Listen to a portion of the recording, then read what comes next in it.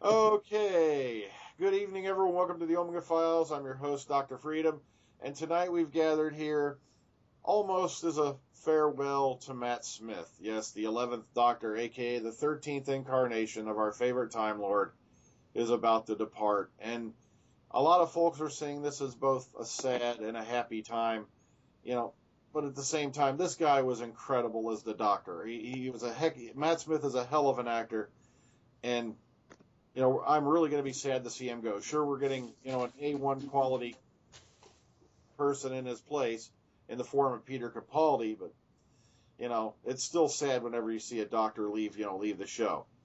Okay, joining me today, I'm going to go around, get everyone to say hello, is Wolfgang. Hello. Ryan. Hello. Harry. Hello.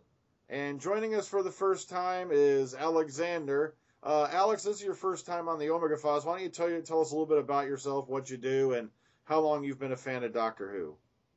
All right. Well, I'm Alex, of course. I'm in my 30s. I live in London, and I would say I'm a lifelong fan. And literally, I think some of my first memories even are Doctor Who. So at least like 4 or 5.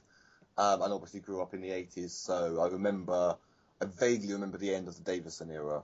And of course, I remember Colin Baker, Sylvester McCoy, and the cancellation. And was initially dubious about New Doctor Who, but after a time, got into it. And I suppose that's about it, really. I'm an old Whovian from who knows both old and new Who. Well, yeah, if you're only in your 30s, trust me, old Whovian is Harry. Trust me, I am the old timer around here. Believe it. Yeah, Harry, I believe, is in his 50s, right, Harry? Yeah, I'm 53. Yeah. I got hooked on the show in the early 80s here in the United States, watching it on PBS. My first story, it was a classic, Pyramids of Mars. Aha, good one. Yeah, my first one I brought up this week on the show again was the Sontaran experiment, and I watched that back in, I believe it was the summer of '83, so it's 30 years for me. Wow. So we're seeing another Doctor go, and us old head Whovians, you get used to it, but at the same time, it's still, a time to reflect, look back, and then you begin to wonder, is this new guy going to cut it? Is this new guy going to make it? Because with Matt Smith, at least for me, previous Doctors, it'd take me 1 or 2 episodes, to get warmed up to that particular actor. Matt Smith had me within his first episode, and that's very, very, rare.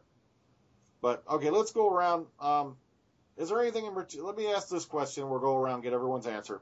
Is there anything in particular you're going to miss about Matt Smith? Just, any particular characteristic? Let's start with Wolfgang. Go around. I kind of like how he says little funny things like, "Hey, Amy, I made the angels say comfy chairs." Oh, I love that one. Okay, Ryan?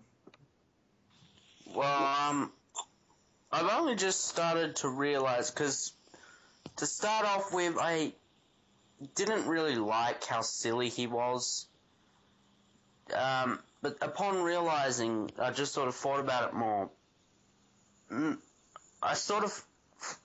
To begin with, I thought it was a bit too much like David Tennant, but I was just confusing the youthfulness with it. And there's not really a Doctor like Matt Smith there. Like, Tom Baker was funny, but not like youthful funny. He had sort of like a dry funniness to him just because of the booming voice. But, yeah, I'm really going to miss his, like, just silliness and all of his movements with his talk and all of that. Okay, Harry? Matt just never really clicked with me. To me, he was more of a Davison light. And that says something, because Davison took a long time for me to grow to enjoy. Matt Smith just never clicked with me. I'm sorry to say that. All right. Alexander? I would, this would be a bit of a repeat, but definitely the kind of humour, yeah, maybe he is a bit silly, but yeah, there's a humour and there's a charm to him, I expect Peter Capaldi will have more of a dry, subtle sense of humour, I'm guessing, and be more like Tom Baker. I think there's something of the Tom Baker about Peter Capaldi. So I think what you lose on the roundabouts, you gain on the swings, and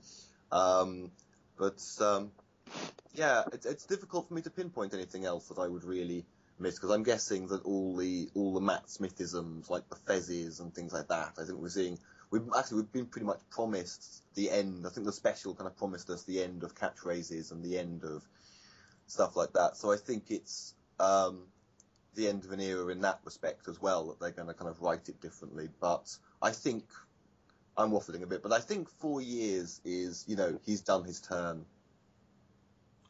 Yeah, especially with the modern series, and that's a pretty good run. Okay. Yeah. I would say what I hope to be Capaldi's catchphrase, but I don't think this podcast would be able to be broadcast. No, I don't think he's going to be Malcolm Tucker. Damn. Yeah, the F word bye. No, I don't think he's do that. Okay, now, one of the things that's tough to pinpoint with Matt Smith, because he has so many, is there a particular episode or particular moment that you particularly enjoyed? I mean, even if it's just dark or really light, other than the comfy chair thing. Okay, Wolfgang, is there a particular, moment or, episode that stood out to you? When he changes his clothes in the 11th hour, and he warns the Atraxi to stay away.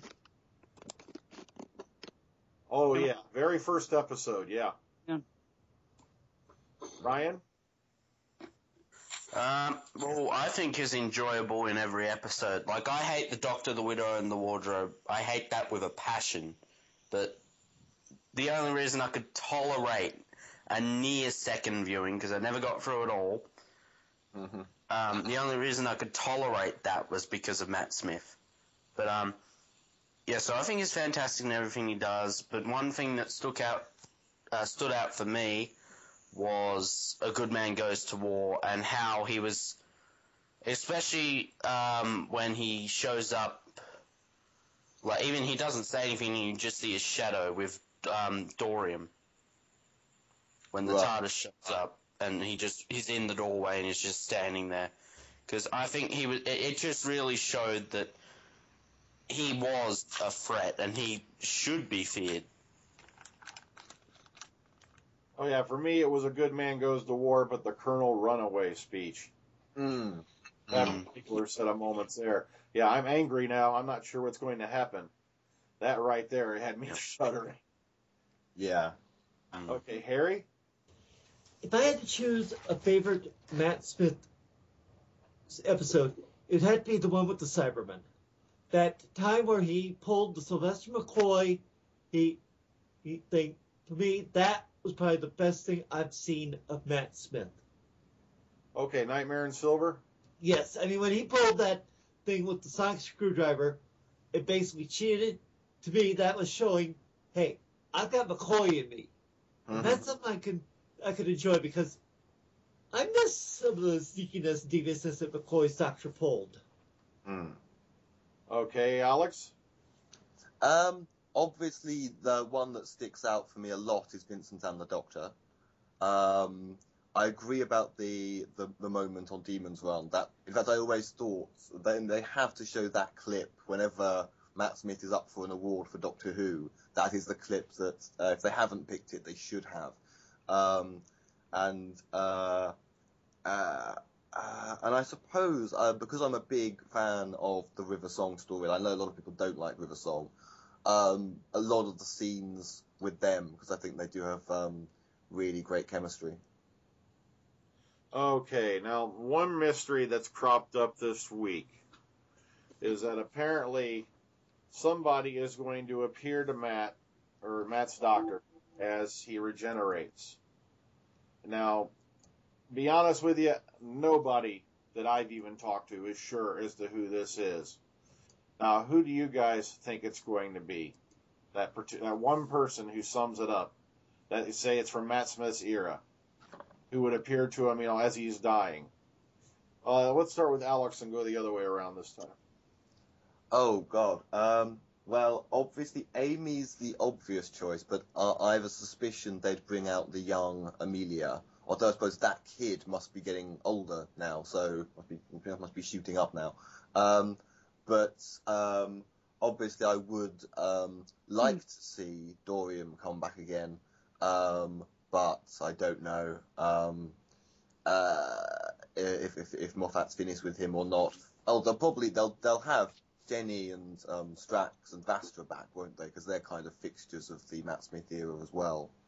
Although I don't think I've seen any pictures with them in. I just have a suspicion that they'd have to be in there.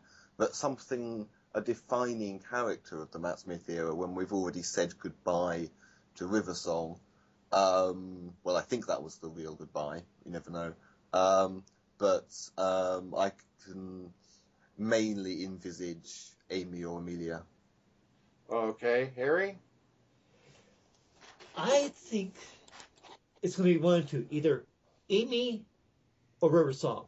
It won't be somebody from the classic era because A, most people don't know people from the classic era, and B, nobody from the classic era really fits the Matt Smith era. So it's going to have to be either a message from the past or whatever from the Ponds, or it's going to be a final farewell message from River Song. All right. Ryan? Now, I'm probably overthinking like I usually do, but I can't remember where Moffat said it, but he said that very shortly they were going back to just one doctor. I don't know why he would necessarily need to say that unless he had someone up his sleeve that he was going to bring out. I'm thinking that they're going to get, and I know this is unlikely, they're going to get some classic actor from the classic series to come in and just do that. Maybe Tom Baker being the curator, doctor thing. I don't know. Maybe somebody in that sort of aspect. I think that'd be interesting. Okay, Wolfgang? How about Captain Delaware the Third? Canton Everett, Delaware? Yeah. Well, Mark Shepard's busy on Supernatural, I think. And, well, then again, that's right. They just finished their season, but I don't know. It's possible, but he hasn't really cropped up since the beginning of Series 6. Okay. So, who knows? Like I said, to me, it's anyone's guess. I was being cynical, and I said River Song, but I pretty much agree with the consensus. I have an eerie feeling it's going to be Karen Gillan as Amy Pond, because it would be a surprise given the fact that she's pretty much made it known doesn't want to reappear on the show, and also the fact that she was in the London area recently, or in back over in the UK, so it wouldn't have been too hard to sneak her off the Cardiff to shoot something, but. You never know. It's Moffat. He plays with our brains. He screws with us. Okay, now one other character that's really been mystifying the heck out of me, and this whole thing, especially going to crop up in the Christmas episode, is the character of Tasha Lim. Now, they keep introducing her as being an old friend of the Doctor, yet we've never seen her before. I don't know. Does anyone want? Let's get everyone's guess. Maybe is who do you think Tasha Lim is? We do know she's the Mother Superior of the Popple mainframe, but do you think they're going to really go into any detail or anything like that, or do you think she's just an old friend, or what's your take on her? Let's start with Alex and go the other way around again. The mind boggles. I wish I could come up with a clever answer. Well, there'll have to be some kind of twist. Is it going to be another ex-wife? Is it going to be the Rani under another name? Is it going to be, I don't know. From what I know, she could be anything or anyone. Oh, apart from the fact we've seen she's got a Dalek eye. So, I don't know, because we saw that in Asylum of the Daleks, the kind of Dalek people with the nanobot thing kind of ripped. I say that. Why is it with nanobots this season? Because we had the Cybermen have got them, Daleks have got them, yeah, so I don't know where the Dalek eye thing kind of ties in there. That's all I can think to say, really. I was kind of glad. That was one good thing that I did see out of that whole thing, because it's kind of an upgrade to the Dalek duplicates we saw all the way back in the Fifth Doctor era in Resurrection of the Daleks. So, so who knows? We have seen her with a Dalek eye stalk, so we do know she's either part or somehow tied to the Daleks. So, it's an interesting theory. All right, Harry, what do you think? The only thing I can think of is that she's going to probably be just some character that Moffat's created just for this thing, and she's a throwaway character. Oh, okay. He did pick the right actress, though. I love Orla Brady. I've seen her in a few things like Fringe and all that. So, plus the fact that they based her makeup off Blade Runner. I got a laugh out of that. That's where they got the idea for the eye makeup. Okay, Ryan, any guesses? Like Harry said, she could be a throwaway character. She could be someone we met before. She did say that she's more of an authority figure than necessarily a villain. It's possible she could be a time lady. If she was a time lady, my bets would be the Rani, or even quite possibly Romana. Now that would be interesting, Definitely, especially if it's a Ronnie. Yeah, I was, my old series self was really hoping it would be Romana who appears to the Doctor during the regeneration thing, but, given the fact that we really haven't seen a lot of the classic actors so far in the 50th anniversary season, I'm not holding out hope. Okay, Wolfgang, any guesses on Tasha Lim? Well, maybe the Daleks. I guess, she's in charge of maybe the clerics, and the Daleks converted her to be their soldier, so the Daleks could gain control of them for some reason. Distinct possibility. I know. She's Mrs. Davros. Oh, Lord. That would be an interesting thing. Now we find out why poor Davros went so wrong, Oh, I never thought of that before, Mrs. Davros. Okay. Now, have you all seen the trailer for the show, for the upcoming Time of the Doctor? Yeah. All right, has anyone not seen it? Okay, I'm assuming that means you all have. Right, seen what? Yep. The 1-minute extended trailer for Time of the Doctor. I guess so, yeah. Yeah, the one that was up earlier this week, yeah. Okay. So, Harry, you have seen it? I've seen it. Okay, making sure this time. You're usually the last one to know. I don't know why. But, okay, now, I want to get your guys' take on what we've seen in the trailer. What do you make out of, what do you think's going on here, in this particular town? We got the Silence, we got the Cybermen, we got the Daleks, we got the Weeping Angels popping up. What do you think's taking place here? What are your general ideas of what's going on, with what we've seen from the trailer? All right, we'll start with Wolfgang and go back the other way this time. Well, I guess, I read this thing today about, it's a Christmas town or something.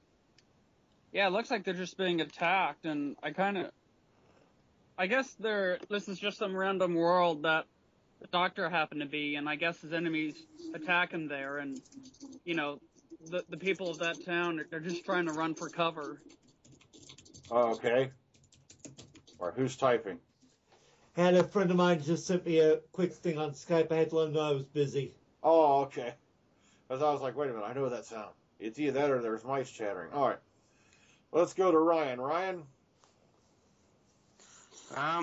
It looks very, very busy. I think the age makeup, it seems they did a really good job on, the lower jaw area, but I don't know why. It looks a little conflicting above, his cheeks and stuff. I think it looks like what they've done is they've sort of avoided the eyebrow area. It just looks odd. The hair looks odd, too, to me, with the age makeup. But it looks like it's going to be very, very busy and a lot going on. Okay, Harry? All I can say is this.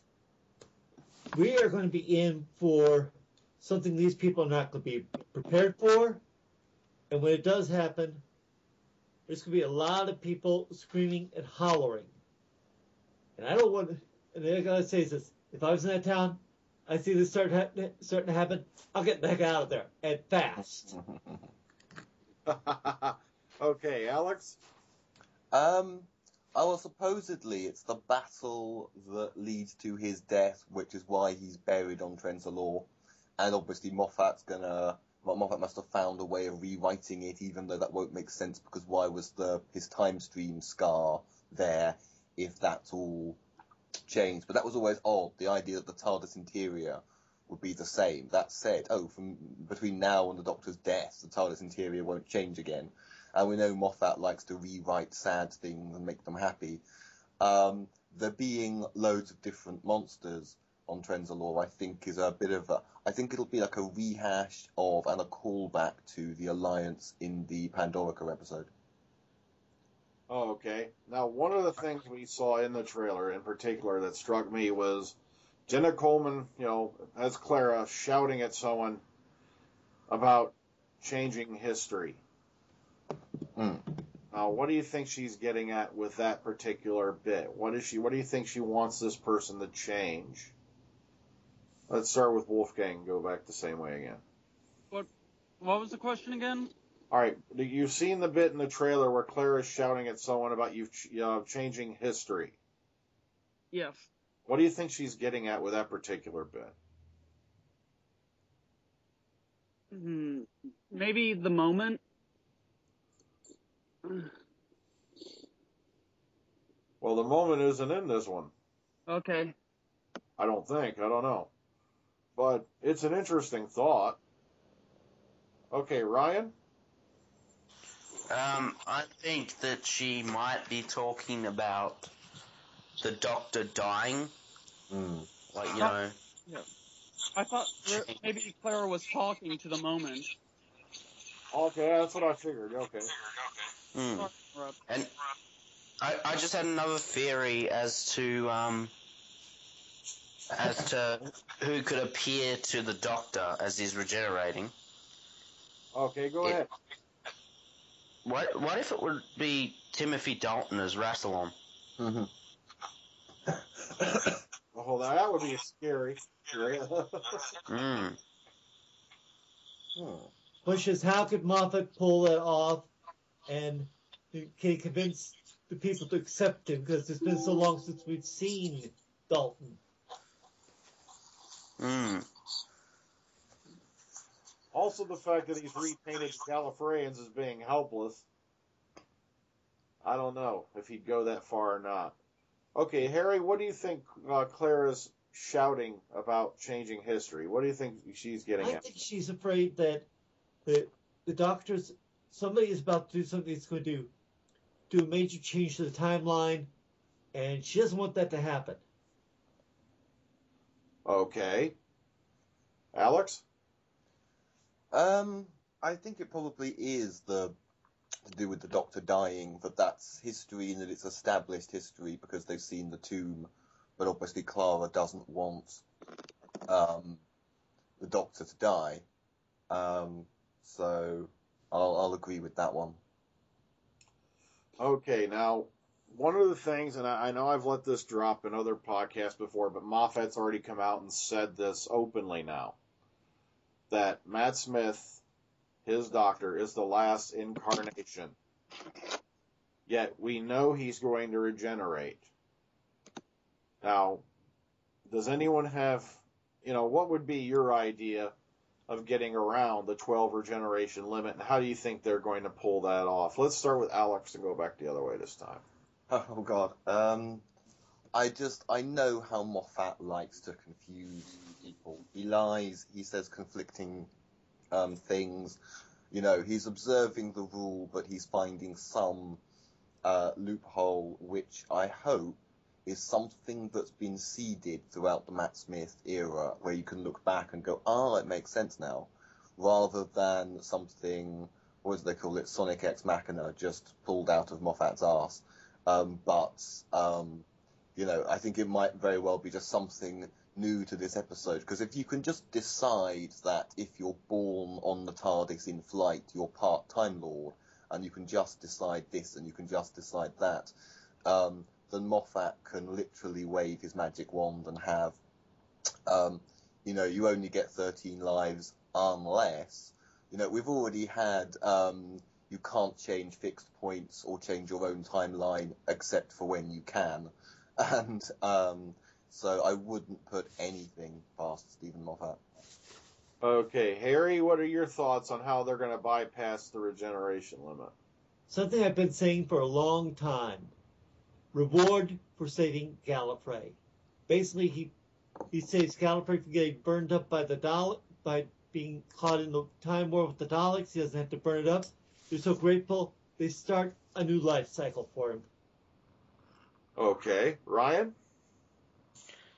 I was actually going to explore this in a fan film that I was going to do, that Rassilon was actually going to give the Doctor a new life cycle. And, looks like that's what's, I hope that's what's going to happen, because I think it's a good explanation. But knowing Moffat, I think that the best explanation is that Matt Smith's the third Doctor. Okay. Wolfgang? Oh, what? Okay, what were you asking me? All right, how do you think, you know, they're going to bypass the regeneration limit, you know, by bringing in Capaldi if Matt Smith is the last incarnation? Well, maybe, I guess Stephen Moffat will just think of something to restart the regeneration cycle. Okay. All right, now, as you all know, and, you know, pretty much everyone in the world knows, thanks to the announcement earlier this year, Peter Capaldi will be stepping in as, you know, the Doctor, you know, however, you know, he does it. And, of course, when we started with Matt Smith, we went with a 26-year-old actor that was pretty much unknown. Mm. And when he was first announced, the reaction was, oh my God, he's too young. You know, he's not going to be able to do it. And now, when they announced that they're bringing in 55-year-old Capaldi, we had a very obvious reaction amongst the younger fans. Oh my God, he's too old. What are you thinking? Now, you think that Peter Capaldi stepping into this being 55 years old is going to have a tough time winning people over? Or, you know, and also the fact that he's an older, more experienced actor, do you think he's going to be able to, you know, win people over, say, early, or is it going to take a while? Well, so let me get your take on 55-year-old Capaldi stepping in. Let's start with Wolfgang and go back the other way. Well, I have no problem with Peter Capaldi's age, and if people don't want to watch it, I think that's a shame, because I'm going to keep an open mind about it. And as long as he's a good actor, and he is a good actor, I'm sure he'll have a good success with the part. All right, Ryan? Well, my opinion, I think that this is really going to help sort of push away the young Doctor lovers, like people who have no interest in change and only watch it for the good-looking actors in it. It's really going to help push them away. It's like, because we don't want them in here. Correct me if I'm wrong, but when Matt Smith joined the show, he sort of became a fan, didn't he? He wasn't really a fan to start off with, was he? No, he literally had no knowledge of the show. Well, if you ask me, because Capaldi has been a fan for a long time, so probably what a problem could be there is that he could become become too influenced by another Doctor, as opposed to an actor who had come in with minimal knowledge of the show, like Matt Smith. And he sort of created his own Doctor with just brief touches of David Tennant and Patrick Troughton thrown in there. Whereas I suppose if you have a fan who has been watching the show for a long time, it could be sort of, he's he's throwing in certain elements or a bit too much of another Doctor. But from the very brief appearance in Day of the Doctor, he looks like he's going to be a very different Doctor to what we've ever seen before. Okay. Harry? I think that, for once, I'm going to be enjoying seeing Capaldi. I think we're going to see an older Doctor who's going to bring back a lot of the classic fans who have said, Moffat is just screwing everything up, it's time to leave. I think you're going to see with a lot of the older fans come back in. The younger ones who just think that, I just like him because he's so good looking and everything, they're going to drop out. I think you're going to see a lot of the older fans come back in. They're going to interest their kids in the show again. Okay. Alex? Well, I've been a fan of Peter Capaldi ever since he was in a Neil Gaiman fantasy show called Neverwhere. It was like back in '96, I think, when I preferred Neverwhere to the American Doctor Who movie.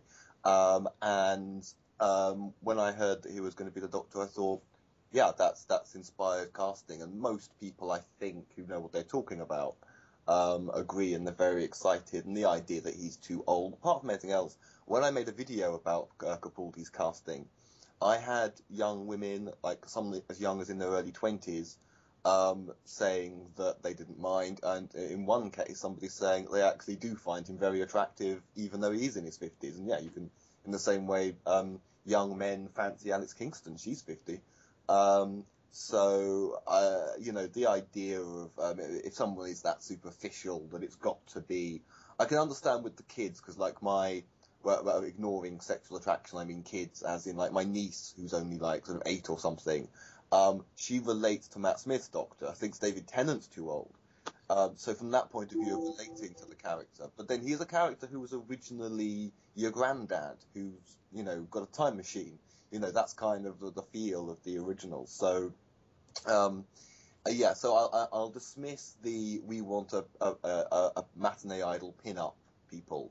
I can kind of understand when it comes to like young children relating to the Doctor, but children can also adapt to things quite easily. So, and also they've said, haven't they actually gone on record as saying they want an older audience now? Oh, okay. Now with Capaldi stepping in, older, more mature Doctor, obviously a big fan of the show. Because we've even seen letters, he wrote when he was like 15 years old. It's been that long. Yeah.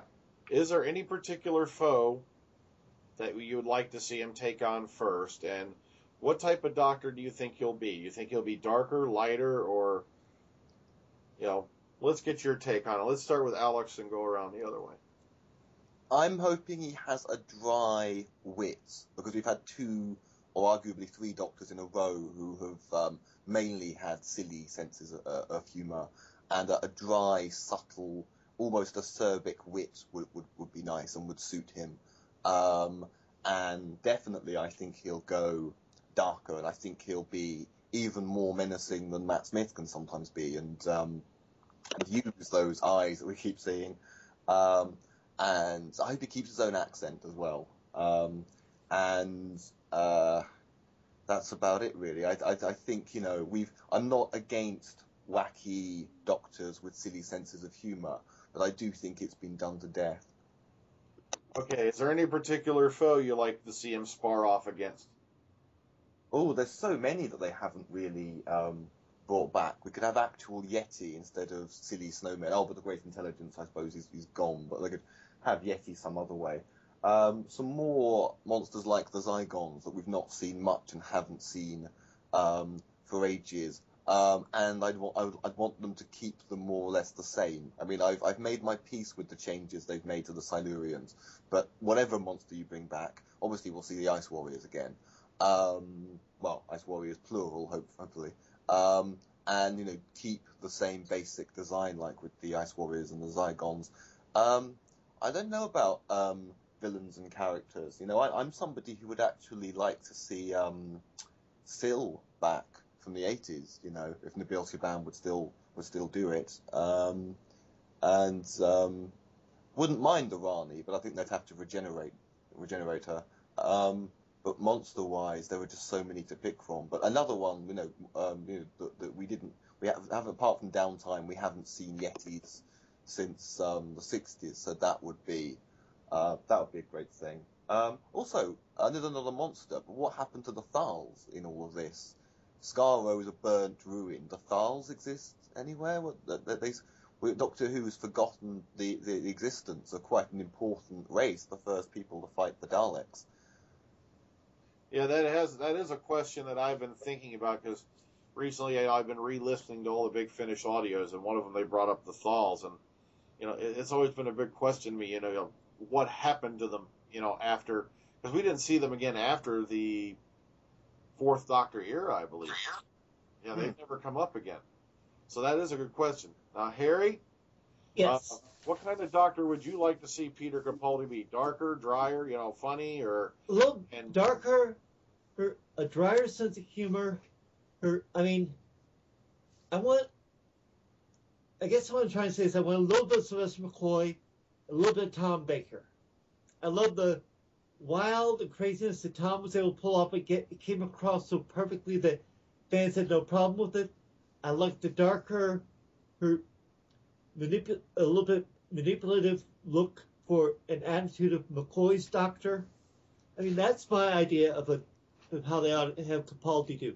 I don't want Moffat trying to force Capaldi into becoming a Colin Baker. As I've talked about before, if Capaldi is forced to do that, Capaldi will be gone within 1 year. Capaldi's not going to let Moffat push him around. As for her villains, number one on my list, she's already mentioned, because she would probably have to regenerate, I want the Ronnie back.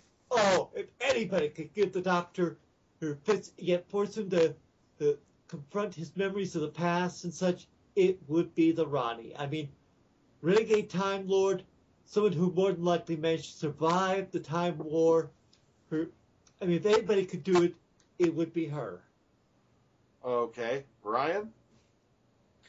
Yep, just like Harry said, I'd like to see a touch of Sylvester McCoy, touch of Tom Baker, because I'd really like to see another sort of McCoy and Sophie Aldred sort of chemistry, sort of like that. I'd really like to see that sort of chemistry, because that worked so well. I'd like to see him be a much darker, drier Doctor, and it looks like that's what we're going to be getting with what we've seen of him. Villains, yep, Rani, that'd be great. Trying to think of something new that no one else has said. I brought this up in the last one. I think Ogrons need to come back, help the Daleks out a little bit. And probably the Sea Devils as well. Sea Devils would be great to see, and have Sea Devils and the classic Silurians. Okay. Wolfgang, Peter Capaldi, what kind of Doctor would you like to see him be, and which villain in particular would you like to see him square off against? Well, I would like to see maybe the Black Guardian return. And I guess since he's older, maybe the writers will try to have a more mature Doctor. But I don't know. Tom Baker was older than Matt Smith, and he was kind of silly. So maybe he won't be as funny as I guess Matt Smith, because when they have a new Doctor, they'll try to make them different from the old one. So I guess he won't be as outlandishly funny. Okay. Okay, now as I brought up, we know Peter Capaldi's stepping into the role of the Doctor, but Jenna Coleman's hanging around for at least another year that we know of. how do you think the relationship between the Doctor and companion is going to change now that we have a visibly older Doctor, with a younger companion? Let's start with Alex and go around. Yeah, some people have voiced concerns about this because this is one of those companion dynamics where it does seem to be a bit sexual, and it does seem like Matt Smith's Doctor is interested potentially in her in that way, even though he's only actually just seen off wifey. But and people have said that it would be really creepy if a 50-something man and a 20-something woman have any kind of sexual thing going on. But I suppose the relationship does change when the Doctor changes. Also, the character is over 1,000 years old, so hasn't it always been cradle snatching? Well, when they do put a sexual dimension in. But I don't know, because it might be more of a fatherly figure like he used to be, I suppose. All right, Harry. I think you're going to see a lot of the sexual tension go out the window. But Capaldi's Doctor is not going to have all this UST floating around the top or this. No, that stuff is going to be going out the door. It's going to be more like a mentor-student relationship. Mm-hmm. It's not going to be, oh, I love you, Doctor. I love you so much. That stuff's going out the door. No more of this kissy face, huggy bear stuff, huh? Exactly. Get rid of it. Okay, Ryan? I usually hear a lot of people saying, oh, I don't think, oh, she obviously knows it's coming. She's been in his time stream. But I don't think she does, because she only said she saw 11 Doctors. So I don't think she knows anything. She would know anything about Capaldi. It's going to be really interesting because she hasn't known the Doctor for as long as what she could have. It's sort of a little bit like Perry. Like, she was only around for, one story before. She was with Davison for 2 stories before he regenerated. So she spent a large majority of her time with Colin Baker. So it's going to be interesting to see sort of what will happen there, because she hasn't spent that much time with the Doctor, but because the Doctor has spent more time with Clara than she has with him. So it's going to be really interesting to see how that's going to affect things. Okay, Wolfgang? I guess I agree with everyone else. I can't really say anything different. Yeah, I guess they're going to tone down on the romantic stuff and have it be more like the classic series where the Doctor is like, a mentor. That's it.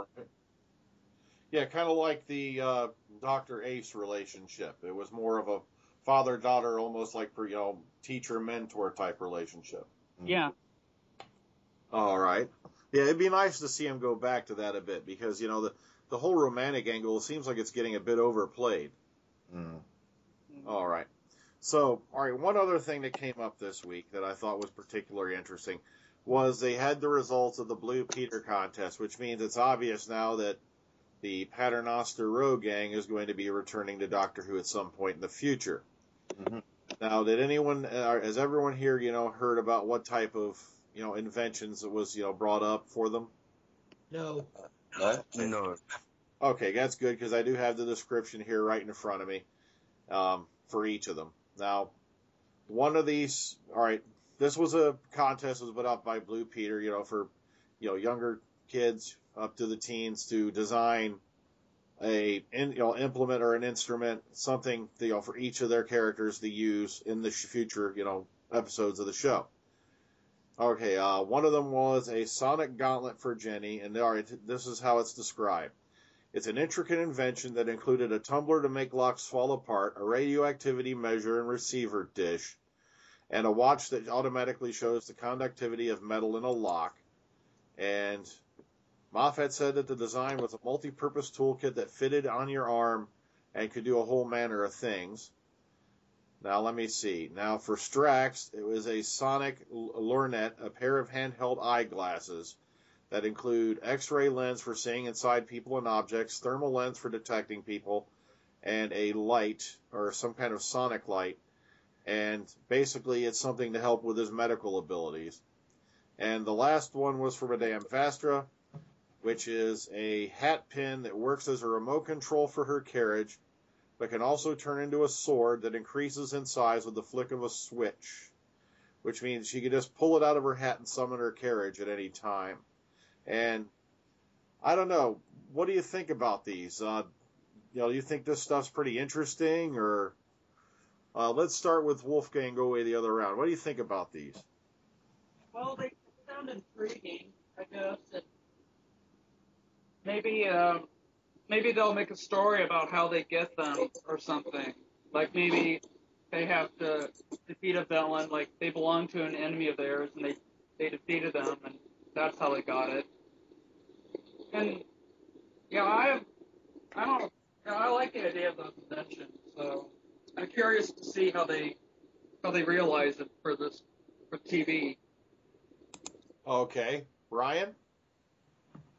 I'm just wondering if these contraptions could come around due to Capaldi's doctor. Maybe he makes them as a gift for the Paternoster again. Maybe that's, a sort of a Capaldi could be sort of like a mad scientist sort of doctor a little bit.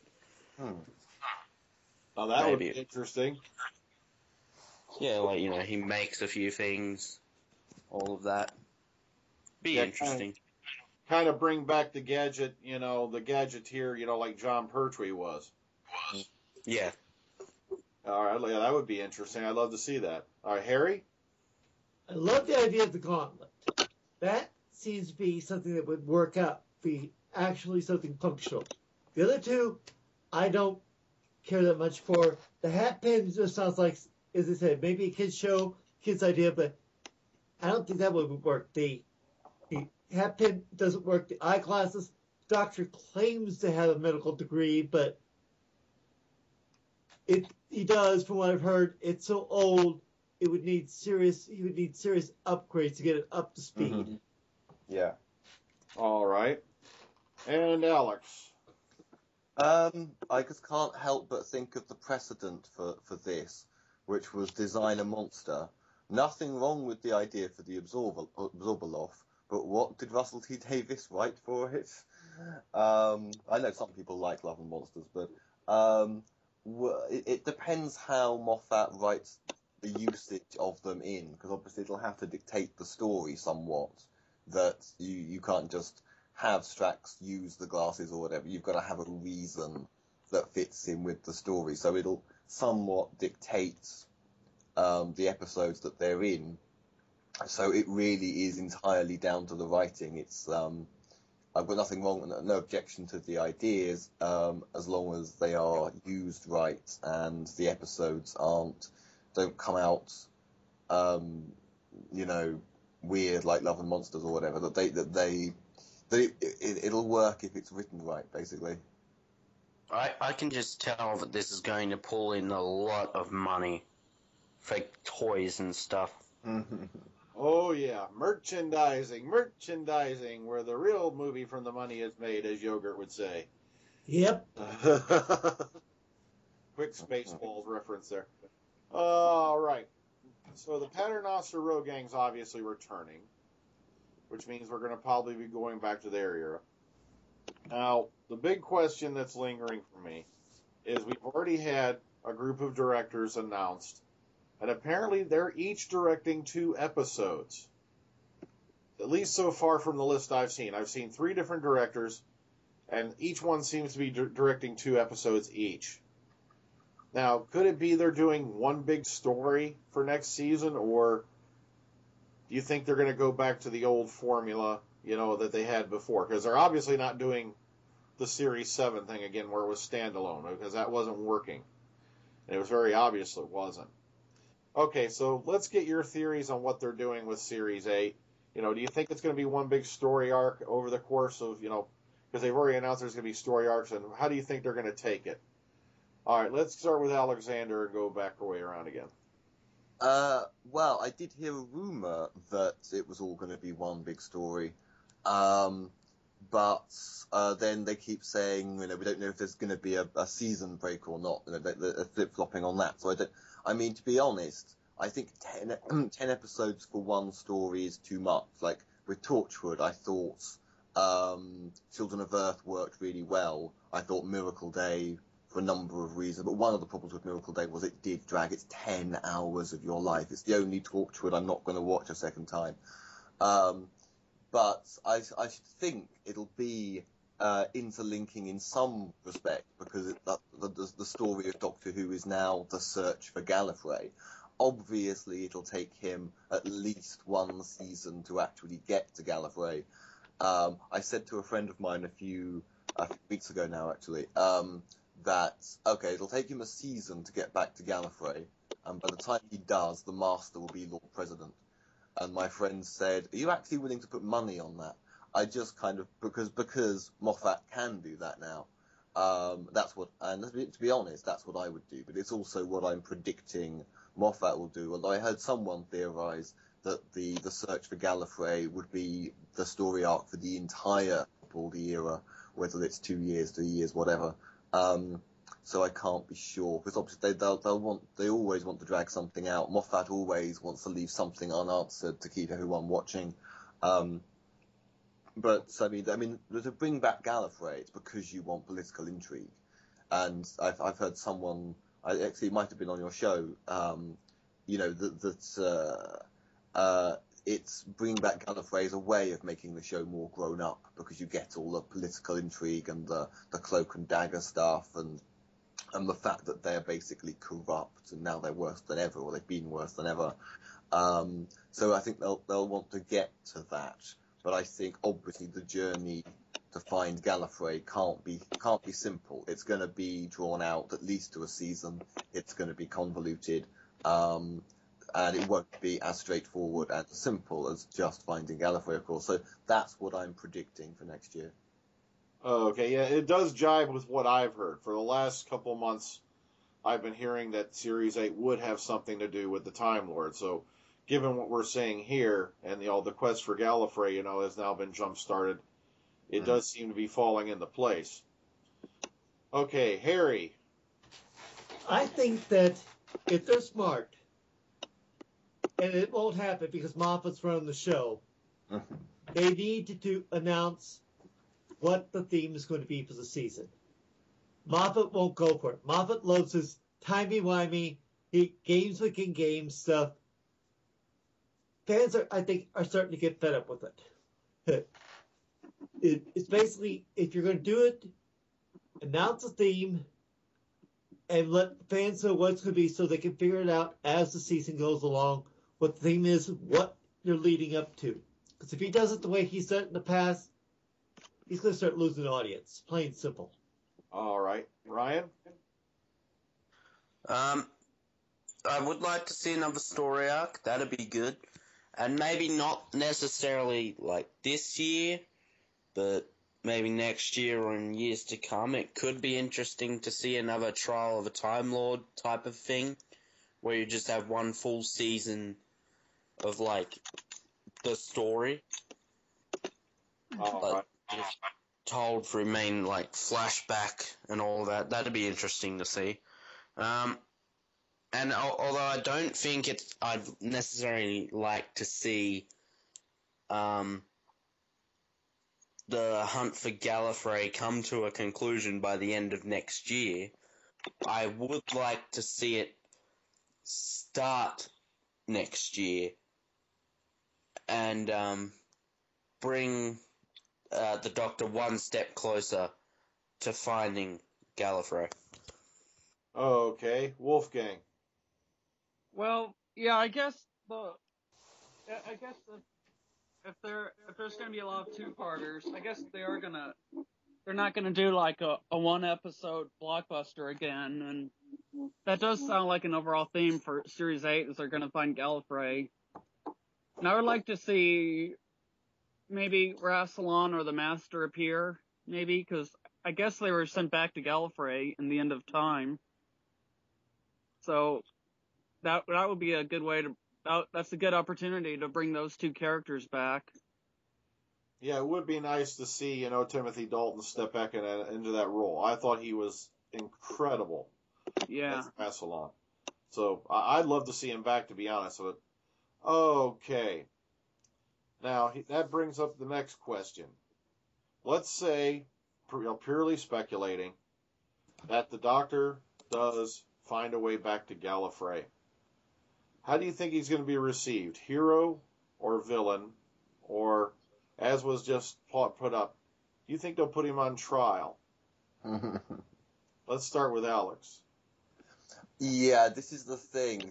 He seems very happy about saving the people who have put him on trial and tried to have him executed, twice? Exiled him once. And we've been through all that's how I choose to remember them. But actually, look how scared he was in The End of Time. Oh no, I'm a pacifist. He hears the Time Lords are back, grabs gun. They're not going to be grateful. We know what Time Lords are like. They're assholes, mainly. They're what was it, the 10 million years of absolute power, that's what it takes to be really corrupt, So I don't think that the idea of him being a hero maybe to some, but the High Council, mind you, the High Council weren't in charge last time, were they? It was the War Council took over. But basically, they are corrupt from the top down. And if it's in their interest to treat the Doctor like shit again, then they will, because, they're not really a very nice civilization, and there's no reason to think that they'd be nice to the Doctor. Okay. Harry? It depends on who's running the show. If it's Rassilon, the Doctor's going on trial for refusing to follow instructions. If it's someone other than Rassilon, Doctor's going to be regarded as a hero, be given a warm hero's welcome. But I said, if it's Rassilon's running the show, the Doctor's going to be in serious trouble because he messed up all of Rassilon's plans. And Rassilon is not one who takes kindly to people who mess his plans up. Okay. Ryan? I'm hoping Rassilon reappears. If they can't get Timothy Dalton, I think they need to get another actor, because Rassilon isn't a part of the show you can just skip over. Because I reckon he makes a really great character and a really great villain. But the question is, could they do that without Timothy Dalton? Because he played it so well. But I think if they can't get him, I think they might need to recast. But I don't think he would be on the Doctor's side at all. Okay. All right, Wolfgang. Well, I think that if Rassilon is still in charge, they might put him on trial or think of something to punish him. And I don't know. And what I'm curious about is if they do that, and what would the Master do in that situation? Would he be like the prosecutor or something? Okay. Now, as you brought up, the Master was on Gallifrey. Was shot back at the end of time. Now that brings up a very interesting question. If they do have the Master return, remember this is purely speculative because I've heard nothing about the Master returning. Do you think they'll stick with John Sim or they'll bring in someone else? Let's start with Wolfgang and go back around the other way. Well, I think in the end of time, the Master said that his body was disintegrating, and Stephen Moffat might take that as an excuse to get rid of John Sim and say that that body just disintegrated and he has to get a new one. I think Okay. that might happen. Okay, I can see that. That would definitely work. Ryan? Continuing with that theory, we obviously know that back in Keeper of Traken, the Master absorbed Anthony Ainley's character, and it appeared to go well. Like, he was the Master for pretty much through the whole 80s. Yeah. Not really any sort of consequence there. Like, no disintegration or anything, like in the TV movie, how you just had the body sort of wearing away, or it was said to be doing that. But I think it could be interesting that what happened when the Master and Rassilon were sent back, that the Master could have absorbed Rassilon and became, his masquerading as Rassilon. Very intriguing. Very intriguing. I never even thought of that. That's pretty interesting. Right. Harry? I think the Master's definitely going to show back up. But I think it's basically going to be as it was at end of the trial of Time Lord. The Master's, as much as he despises Gallifrey, despises the Doctor, he's not going to let somebody try and upstage his own plans. He wants to destroy the Doctor personally. And he's not going to let anybody else have that pleasure. Okay. Alex? Sorry, can I quickly throw in, because when Traken came up, I remember the name of the character, Nissa's father, of course, was Treemass. And it's only just occurred to me that Treemass is an anagram of Master. All these years. Sorry, that just came to me.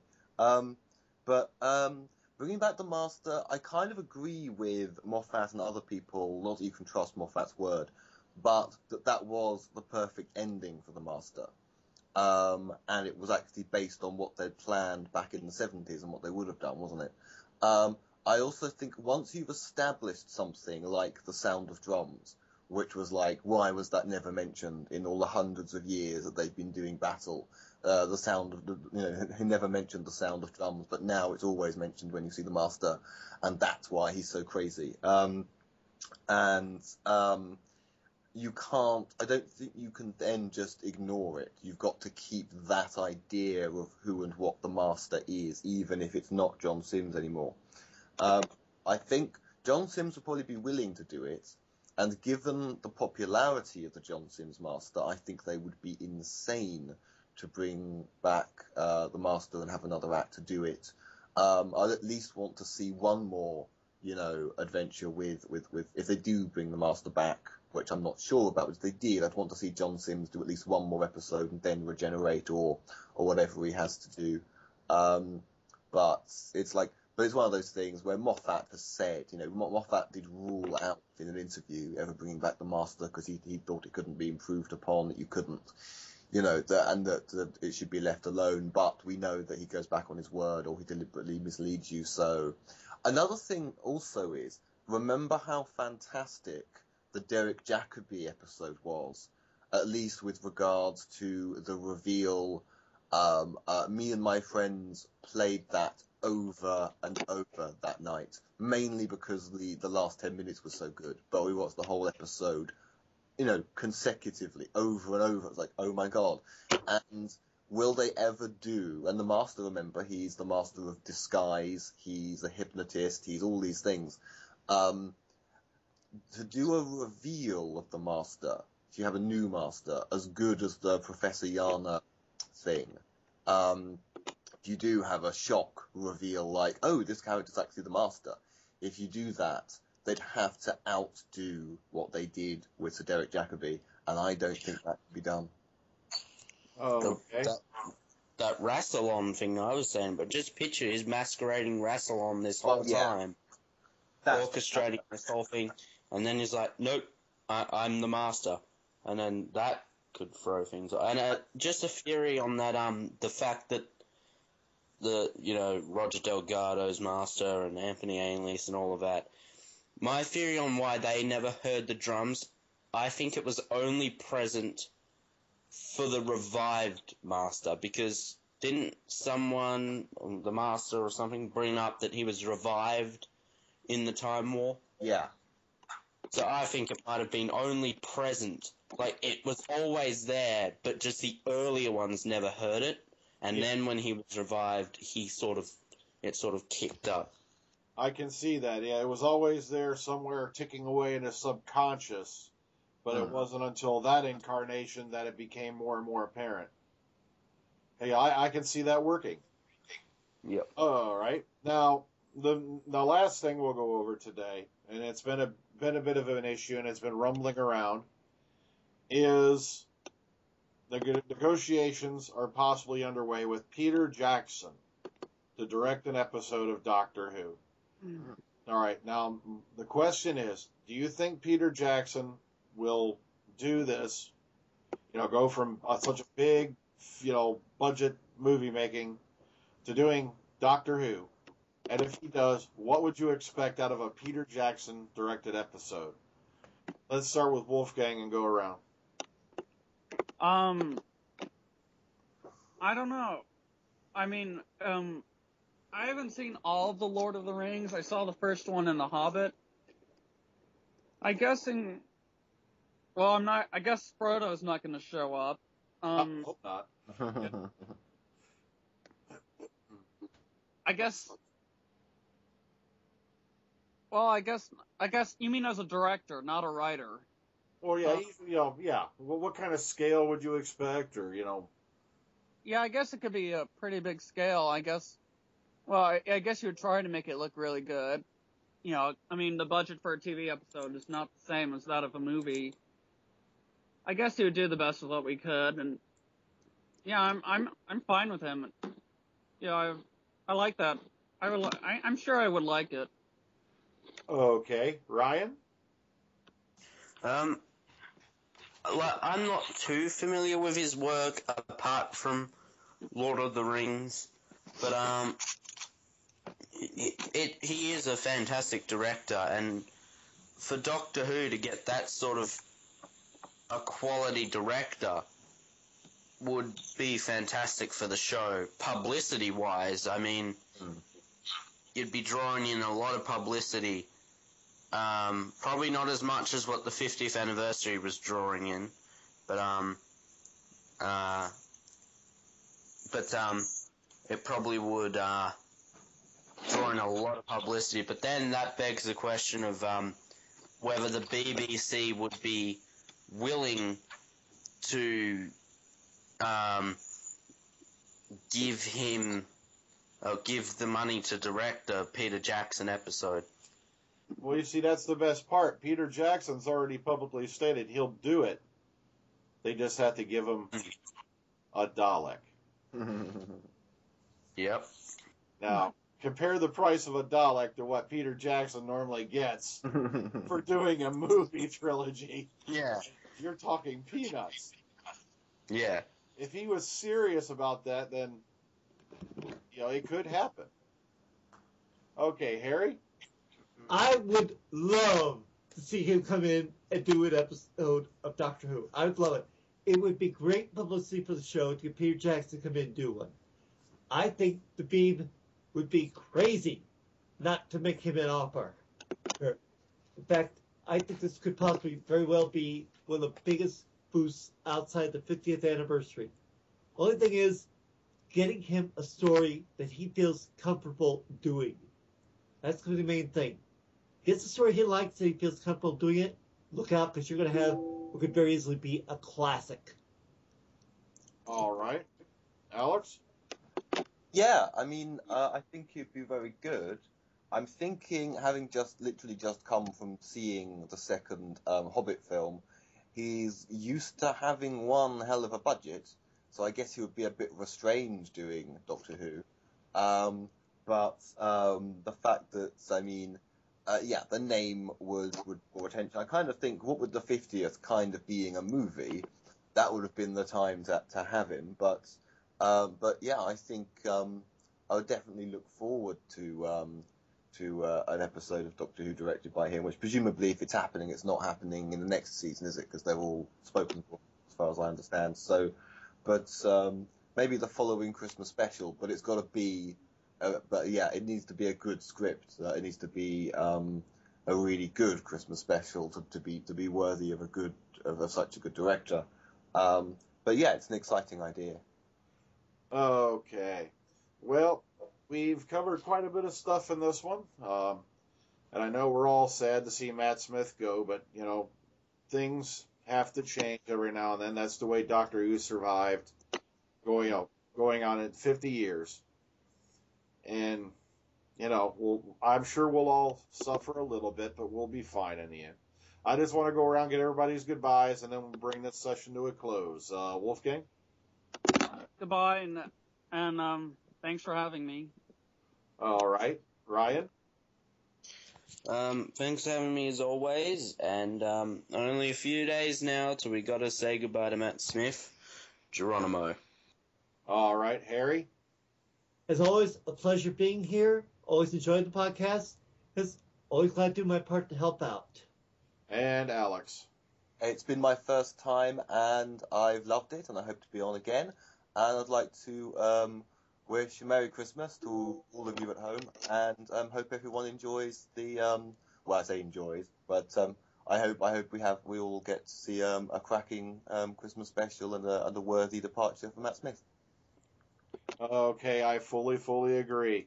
And this is Dr. Freedom, and speaking on behalf of my panel on, I loved having every one of you on. I'm looking forward to having you on again in the future, Alex. And to everyone out there listening, Merry Christmas, and we'll see you again in the near future. Thank you for listening.